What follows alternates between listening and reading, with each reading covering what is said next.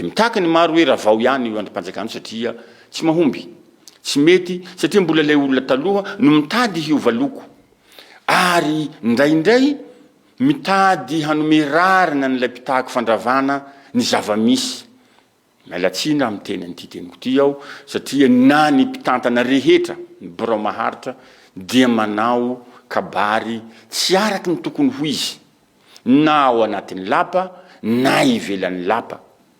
fa de mampametra-panontaniana ka mahatonga ny sasany mametraka hoe sao de mba tokony ilaina diplôme izy ty sao de mba tokony ilaina an'izao toitsika ampifaliana hatrany ripijery hajaina no entinay miarahaba antsika rehetra mpanaraka ny fandaharana toitsika eto amin'ny fahitalavitra TNTV Toussaint Mario Andrianandrasana no manolotra ny fandaharana araka ny mahazatra antsika fandaharana iresadesana resaka politika sy ny fiarahamonina ary ny toe-karena amin'ny ankapobeny indrindra moa zany hoe ny tena tanjony ilay fandaharana araka ny fanambaratsika dia ny mba hiresahana ny miresaka fampandrosoana isam-paritra nefa ao anatin'izany fampandrosoana isam-paritra zany dia tsy maintsy voafaoka ny fampandrosoana ny firenena amin'ny ankapobeny ka rehefa tsy manambahiny toy izao tsika fa dia ny tenanay no manolotra ny fandaharana eto miaraka aminareo mpijery mpakafy mpanaraka tsy tapaka ny fandaharana dia zay no ataontsika hoe isaorana n'ilay avondrindra na miantsika an'izao fotoana zao afahantsika miresaka isaky ny talata hariva ary afahantsika mifampizara vaovao sy mifampizara atsika ny hevitsika sy ny fahitatsika ny raha-pirenena amin'ny ankapobeny indrindrandrindra ny zava-niseho tao ao na eto toerana eny na nivelana moa maninona raha misy ny fotoana ahafahana miresaka azy hitondratsika voalohany ary dia ny zava-misy angambany vao tsy ela ny resaka mikasika ny lalam-pirenena fahatelo ambin'ny folo na mparesaka satria dia tena ambohi-pionana ho an'ny vahoaka sy ny mason'ny Madagasikara manontolo ny tany amin'ny tapany atsimo ny Madagasikara dia ny faritra Nosy sy ny faritra Androy ahafahana nitokana ny ampahandalana amin'ny lalana RN13 sy RNT12 avy eo faradofay miankany antsinanana zany hoe mianavarabaratra kely zany ny zavatra hitondratsika azy angamba tsy le hoe fahavitan'le lalana sy ny fitokanana fa dia hoe ny tontolo manodidina n'izany fanamboaran-dalana zany eto amintsika izay ilaina ny fananana fanetretena sy ilaina ny fananana filazana ny marina sy ny fahavononana hanao izay tokony ho izy ary eto no afahantsika mitondra ny fijery sy ny tantsoroka ho an'ny tompon'andraikitra isan'isany indrindra ny am'izao ngamba ny efa manao ry zareo fa ny mpitondra zay ho avy mba hanana n'ilay ataontsika hoe honnêteté sy hanana n'ilay ataontsika hoe fanetretena amin'ny ankapobeny satria ndraindray lasa atao fitaovana politika ilay fanamboaran-dalana mazava angamba ny teny ny filoha Andrianirina Mikaela fa fony izy mbola gouvernoura no niatrika ny fanavatsоnia ny fikarakarana an'izany lalana RN13 izany RN13 angamba ny any amin'ny 100 kilometatra any hoany zay avy eo Kalamaity Ihosy no mandalo Betroka Ndalatanosy Ambovombe Amboasary ary any Faradofay ngamba ny ratsika mahalala fa nisy ny fanaovana politika n'izany lalana zany ka ny reharehana tsy tasasy ny sisa ngamba tsy fotoana tsony resana ary zay no iantsoko ny mpanao serasera ny fitondrana fanavaozana amin'izao fotoana zao mba tsy resaka tsony ilay olona efa tsy eo nanandaingy izy tao ambany kily nilaza tsy hanao politika ary efa tsy manao politika tokoa izy am'izao satria tsy vita n'ilay lalana satria tsy hanao politika izy raha tsy vita noho izy le lalana nefa napahany kely ihany nefa nanomboka mbola tsy vita zany dikan'izay tsy manao politika ary tanteraka tokotrany zany fa lasa tsy manao politika izy zao satria na ny mahamalagasy ady ara efa nisorona aminy satria lasa ino moa zany ampatride zany hoe sady tsy malagasy izy no tsy frantsay angambany hoy tsika fa mbola mandeha moa zany ny fizotrany tantara mikasikasika an'izay avelatsika roa iny mikasika an'iny fa ny tiako tenena fotsiny hoe fanamboaran-dalana ohatrany tony tokony ialany zay mpitondra ho avy ny hametraka hoe raha simba ny lalana dia asahilazy ianao fa hoe ianao tsy chauffeuran'ny camion mamotika ny lalana. Angamba hitantsika fa nisy lalana potika tamin'ny lalana fahaefatra, lalam-pirenena fahaefatra iny no ny fanaovana antandrevaka sy ny fitiavatena n'olombitsy, olon-tokana manao serisarza zany hoe vesatra mihoatra ny tokony ho izy ka namotika ny tetezana zay tokony ho tandremana dia ho tandremana satria fananam-pirenena rehefa simba dia mikatso ny fiainam-pirenena manontolo. Firifiry ny toe-karena simba ao anatin'ilay fotoana ny andrasana, ny mpitatitra, ny taterina samy sahirana no le lalana simba. Ka mba ialana ho iaho teo ny filazana hoe ianao mpitondra tsy ianao no manimba ny lalana hono fa ilay chauffeur. Inkena fa marina zany. Fa maninona moa rehefa tonga ny fahavitany lalana ka tokanana dia mahasamylaza ianao mpitondra, ianao zay hitondra raha pitso fa hoe ianao no nahavitan'io lalana io. Anga anao nitondra zay. Anga anao nitatitra briky, na nitatitra kayasy, na nitatitra pavé, na tsy haiko. Fa izay le hoe fandrindrana andraikitra zany hoe amin'ny mahampitondra anao ianao no mitantana sy mandrindra an'ilay asa rehetra mitantana azy hoe ty amboarina ty lo mbola janona kely fa aleo atao ato le izy izay no izy ary tokony apetraky ny tsika izay mitondra anio sy rapitso lay hoe isaorana ny areo-vahoaka satria dia volam-bahoaka no nanamboarana an'ireny lalana ireny. Ary zay no ankasitrahako ny filohan-drendrena Mikaely matetika mametraka anio hoe mpiasam-bahoaka zahay dia mamerina tamberina andraikitra amin'ny vahoaka. Zany tokoa ny tokony tenin'ny mpitondra, izany hoe mpitondra raha mitokana anio mitokana amin'ny anaran'ny vahoaka ary volam-bahoaka nanaovana anio na vola notrosaina na vola fanampina avy amin'ny Banque mondiale, FMI, FED, BAD sy ny sisa dia ny vahoaka ihany no mandoa, ny fananam-bahoaka ihany no atao tambiny sy ny sisa sy ny sisa. Ka raha mikasika an'izany lalana zany dia isaorana ny mpitondra rehetra ny fandimby satria tsy nisy mpitondra tsy nanao lalana zany teto amin'ny firenena. Nanao ihany izy nanome kely. Nampalahelo fotsiny nisy fotoana tao anatin'ny fitondrana vitsivitsy nanomboka tamin'ny 7 hatramin'ny 5 tena navelo apotika tanteraka ny lalana. Tsy fantatsika ny tanjona na le tena hampahantra n'ilay vahoaka mihitsy fa na dia mitaraina raha ny olona misy vola ngeny ao amin'ny atao hoe FER, Fonds d'entretien routier,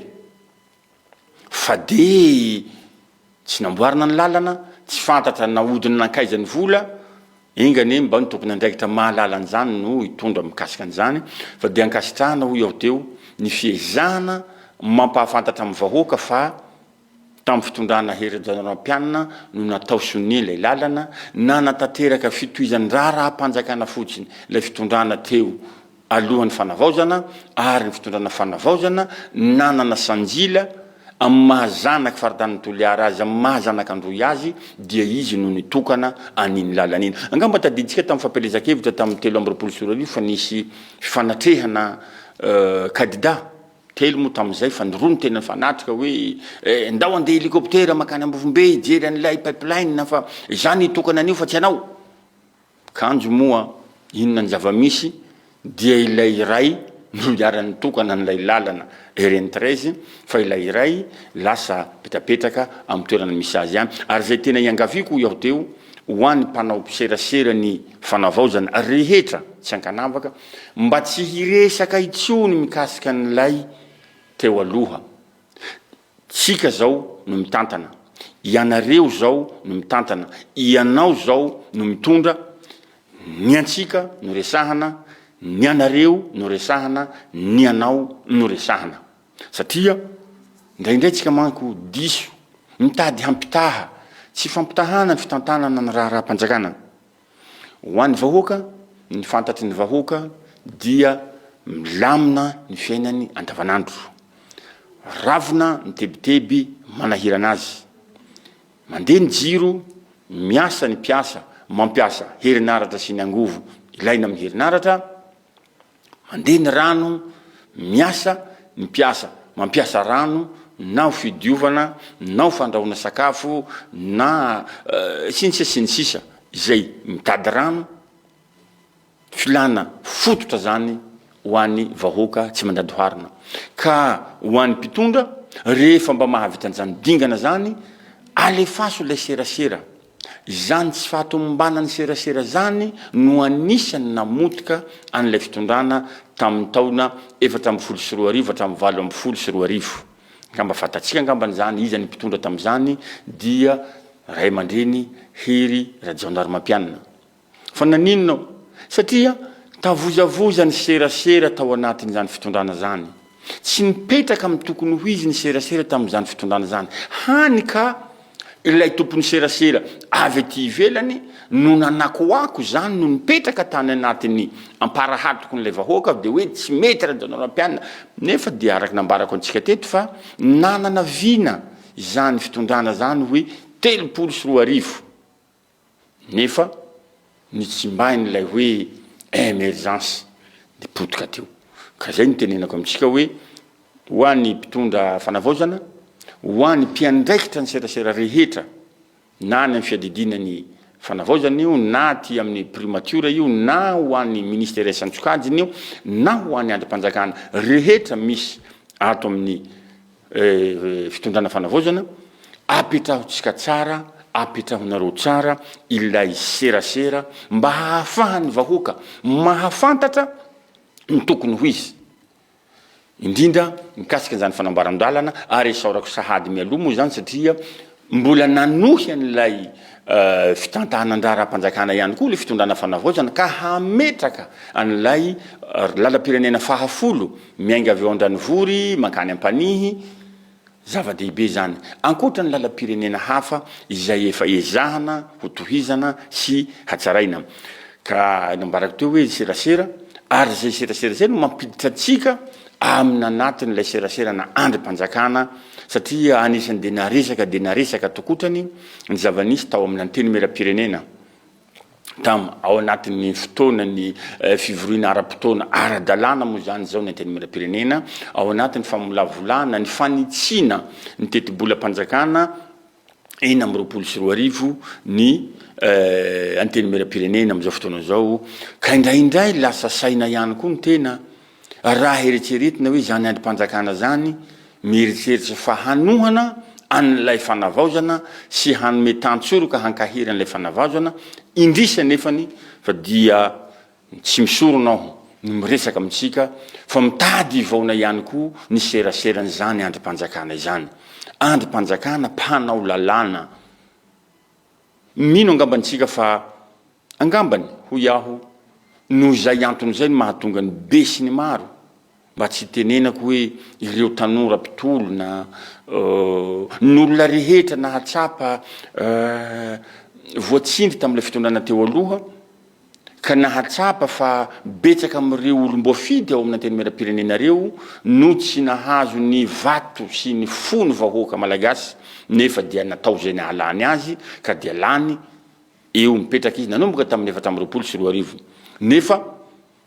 narava ilay fitondrana teo aloha tamin'iny oktobra 524 io andrim-panjakana io mbola nijanona dia mitaka ny maro hoe raha vao ihany io andrim-panjakana satria tsy mahomby tsy mety satria mbola ilay olona taloha no mitady hiova loko ary ndraindray mitady hanome rarina n'ilay mpitahako fandravana ny zava-misy mialatsina amin'ny tenanyity teniko ty aho satria na ny mpitantana rehetra ny birao maharitra dia manao kabary tsy araky ny tokony ho izy na ao anatin'ny lapa na ivelan'ny lapa satria raha ny andraikitra andrasana amin'ny teny meram-pirenena dia tokony eritreretina hoe marina fa tsy hoe loholona nefa mba olon-dehibe ihany ny ankamaroany raha tsy tenenao izy rehetra fa matoa anao lany sy olo mafambahoaka dia efa olon-dehibe zany ray aman-dreny zany manana ny mahaizy azy zany tsongoy ny olombolo zany any anaty fiarahamonina nefa dia indraindray mitady hirefarefa amin'ny tany palahelo iaho zay niezahako mihitsy hatramin'izay tsy didinany resaka nio andrim-panjakana io noho ny antony manokana satria mba mieritreritra hitantana firenena koa ny tena ndray andro any raha sitraky ny lay avo indrindra ka tsy sanatriny vava la diny lela hametraka tsikera ho any namana rehetra indrindrandrindra ho antsika rehetra malagasy zay lasa solombavam-bahoaka satria mety solombavam-bahoaka koa ny tena ndray andro fa de mampametra-panontaniana ka mahatonga ny sasany mametraka hoe sao de mba tokony ilaina diplôme izy ty sao de mba tokony ilaina an'izao nefa tsika angambany de mahatsapa fa tsy de diplôme loatra angambany ho an'le mieritretra diplôme angambany tsy mahatsapa tsara ny tena hoe inona no atao hoe fifidianana demokratika fa ny fifidianana demokratika tsy mitady diplôma na de mpivarotra saribao izy ka manana traikefa manana haitarika fa haizana manintona olona afaka hanolotra azy solombavam-bahoaka de afaka fidina solombavam-bahoaka izy na de tsy manana CPR ka manana n'ilay fahendrena entiny sy solovava n'ilay vahoaka entiny sy solovava ny firenena satria hanao lalàna rehefa tonga ao mety sy juriste anao mety sy docteur en droit anao fa rehefa lany solombavam-bahoaka anao de tsy maintsy miezaka manaraka ny zava-misy satria handany lalàna nongavanao ka raha tsy mahay izay no nanomezany lalàna mpiara-miasa ankaiky am'ireny solombavam-bahoaka reny ny Birao Maharitra nomena kabinetra mihitsy mba hahafahany mametraka ny olona manana n'le fahaizana enti mitarika mba hahafahana mampizotra ny asany antenimera-pirenena nomena taleny kabinetra nomena mpanolotsaina manokana nomena assistant moa zany na hoe ina moa ny anarana assistant zany mpanaraka ankaiky mpiara-miasa ankaiky ka anjaran'ilay solombavam-bahoaka na de tsy nianatra izy mijery mpanolotsaina manokana mahay lalàna miaraka aminy mijery mpanolotsaina manokana mahay toe-karena miaraka aminy mijery mpanolotsaina manokana mahay fiarahamonina miaraka aminy mijery mpanolotsaina manokana mahay serasera miaraka aminy izay nanomezany fa tsy hoe omenanao reo assistant reo omena efatra dimy anao fianakavianao aby samby jamba mifampitantana samby jamba mifampitantana fa ny androm-pandrakana omena fahefana de nomena mihitsy izy hoe misy mpiara-miasa aminao manokana ka ny olom-boafidy mahay sy matsilo mahay le mitarika de mametraka nyreny olona tena manana ny mahaizy azy reny angaviny iara-miasa aminy apetrany ho conseiller apetrany ho kabinetrany apetrany ho assistant sy ny sisa fa de mampalahelo iaho tondro-bakivaky ny zava-misy ao satria ny lehibe ny androm-pandrakana zao ary ny kabary fanaovany eny masom-bahoaka de mitady rehefa mitany sa loatra ny hoe ady antsena ny mandrakizay sy ny tsy mandrakizay manala baraka ministra ny filoha lefitra sasany ino mo idiran'izany hoe tovolahy sy ny sisa mampalahelo de tena mirefarefa ho iaho sa kosa hoe malalaka loatra zao fanavaozana zao ka tsisy ankanenjika loatra raha tsy tena hoe misy zavatra mitombona de lasa sahasahatsika manao zavatra tsy fanao fa de manentana antsika rehetra satria mino fa aminareo manaraka ny fandaharana zao misy ny mbola ilatsaka solombavam-bahoaka dieny zao omano zany zavatra resahatsika zany na dia mpivavaka fotsiny ianao na dia mpivarotra fotsiny ianao na dia mpiandry omby azy ianao na dia mpamboly tsotra azy ianao afaka milatsaka solombavam-bahoaka tsy misy lalàna mandara hoe tsy maintsy mila diplôma ary hadisona lehibe no mametraka an'iny satria ny olona mana diplôma indraindray tsy manam-pahendrena fa ilay fahendrena no tena zava-dehibe ary izay fahendrena zany fahaiza miaina sy fahaiza mitantana no zava-dehibe satria na mpamboly anao mahay mitantana ny fomba famboleanao sy ny ankonanao hany ka hajaindray aman-dreny laha tsy hoe lonaka eo an-tanàna na mpiandry omby anao hainao tsara ny mandrindra an'io embenanao ny ombinao tsy hihinana volon'olona embenanao ny ombinao hihinana sakafo mahasalama azy mba tsy hihinana sakafo mety hamparary ny ombinao fahaizana daholo zany fahaizana miaramonina ka raha lasa solombavam-bahoaka anao ndray andro tsy mahay lalàna anao fa ny mpiara-miasa aminao no tokony holo mahay lalàna satria ianao no voafidy ary ianao no nomeny lalàna hanendry ny mpiara-miasa ankaiky aminao fa tsy hoe rehefa ianao lany dia mpiara-omby miaraka aminao reny foana zany no alefanao assistanao ao na conseillernao de aiza izy de hanika ilay faritra solonao tena na ilay district solonao tena no lasa faragidro satria indraindray na ianao tsy mahasamy tena ao anatin'ny teny miram-pirenena na anao voatery tsy maintsy manangatanana fotiny mitsangano tanany fa lalàna ty tsy fantatra akory inona io lalàna io lalàna zao hitantsika angambany tamin'ireny taona 70 sy 2020 reny misy lalàna miaro ny fahavetavetana LGBT na lefa tao amin'ny anteny miram-pirenena raha tsy hoe angambany ka marina tokotra ny le fiteny hoe ny ankamarony ao de fa tafiditra anatiny zany lalàna zany mahasamposampona zany mampalahelo fa de nisy nanangatanana fotsiny satria zay nohon'ny baiko fa raha nanana mpanolotsaina matanjaka nanana mpiara-miasa mankaiky tena henjana manana mpiara-miasa manana serasera mitombona ilay solomavambahoaka de tsy ho voarebreby izy na de nanomeny baiko ny avy any hoe tsy maintsy zao no ataonareo mpanolotsaina no laza non solomavambahoaka anao tsy afaka hintsana fotsiny am'izao anao tsy azo ataon'izao anao fa rehefa manaraka ny larana ara-dalàna anao de milamina ny mombanao fa iazahana moa zany ary ikena fa de hoe rehefa te hampandroso ny faritra misy anao anao de tsy maintsy miara-miasa am'izay mpitondra eo na iza izy fa izay kosa no mahatonga ny hoe tokony petraka olona manana ny maha izy azy zany andiandrim-panjakana zany ka eto angambany atsipitsika ny teny ho an'ny rahalahy isany zoky ray aman-dreny anabavy ao amin'ny anteny miram-pirenena mba renonareo re indrindra manao tatitra tsy nitatitra ny asan'ny gouvernemanta no andrasan'olona amin'ny anteny miram-pirenena fa nitatitra ny asan'ny anteny miram-pirenena firy ny lalàna natao firy ny lalàna nahazo ny vahoaka tombotsoa ka inona ny lalàna tokony novainareo izany no andrasan'ny vahoaka izany no serasera andrasana amin'ny andrimatikana anteny miram-pirenena fa tsy hoe ny anteny miram-pirenena indray no ilaza ny asan'ny gouvernemanta andraiky sy ny gouvernemanta sy ny ministera sy ny fiadidinan'ny republika fanavaozana no manao tatitra ny asan'ny fanavaozana ary zay tokotra ny takina amin'ny mpiandraikitra ny serasera ny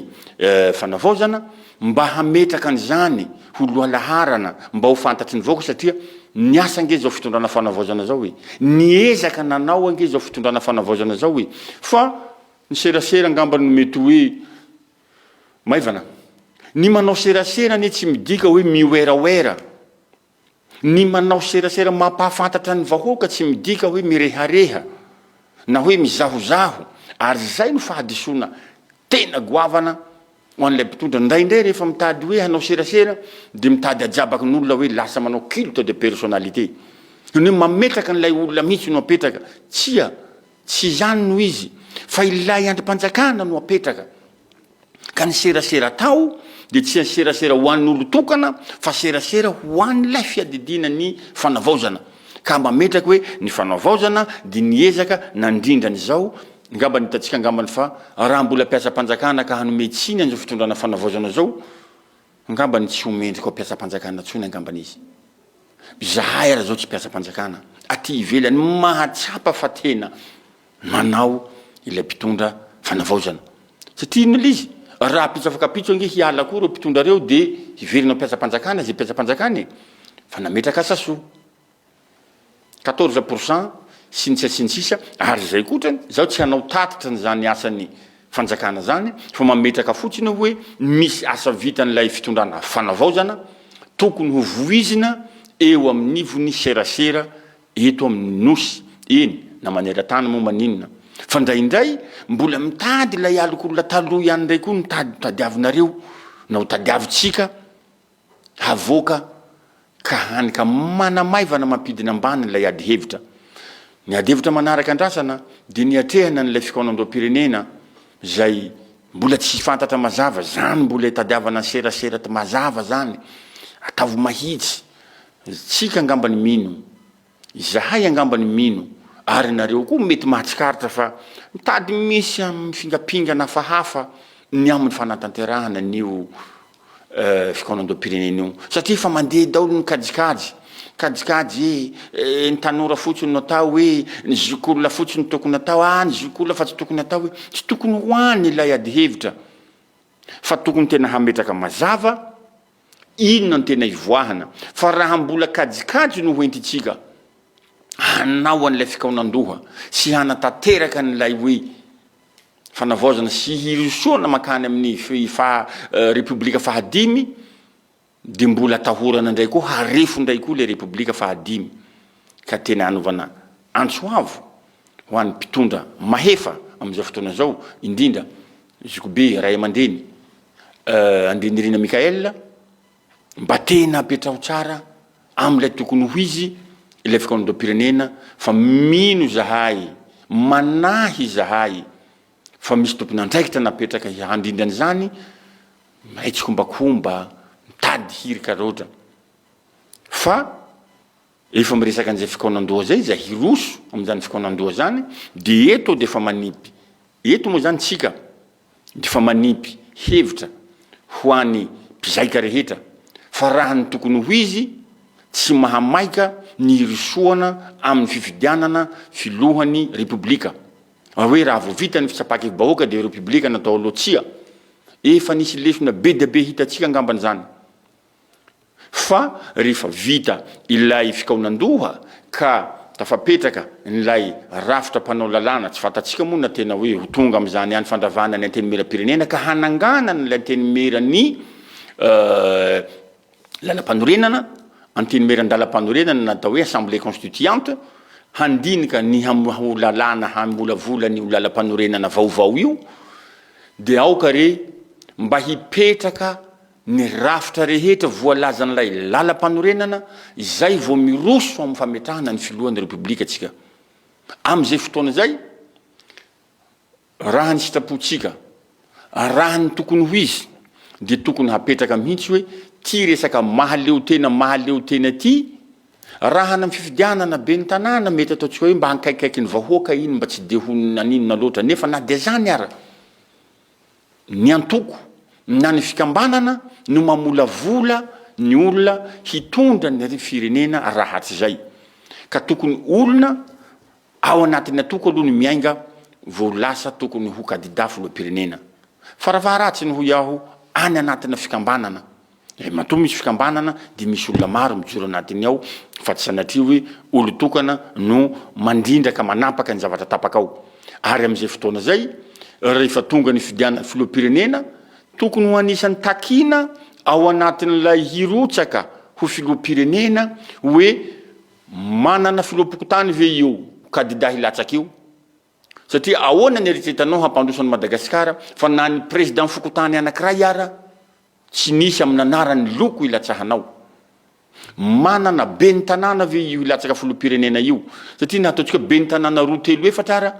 tsy anananao erany minosy manana solombavambahoaka ve io ilatsaka filoham-pirenena io